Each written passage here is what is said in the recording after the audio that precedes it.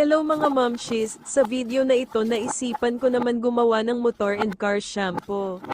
Simulan natin sa paglalagay ng 16 liters na tubig.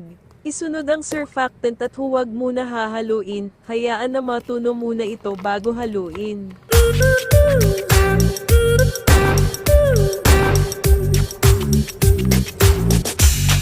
Ilagay naman natin ang super bubble booster at huwag din muna hahaluin.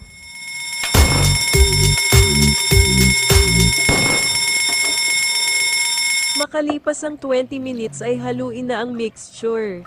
Medyo buo-buo pa din ang surfactant kaya haluin mabuti para siguradong matutunaw ito.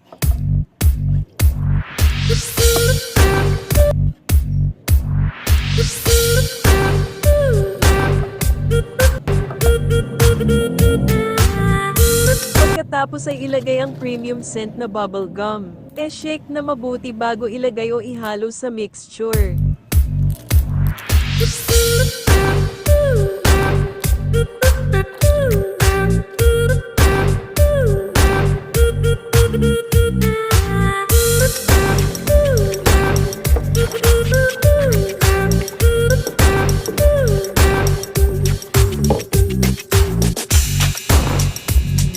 Isunod ang premix pouch. Haluin na mabuti hanggang ma-dissolve o matunaw ang lahat ng sangkap.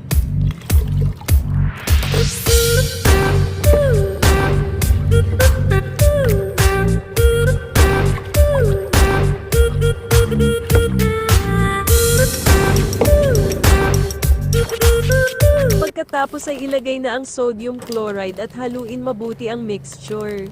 Unti-unting ibuhos habang hinahalo ito.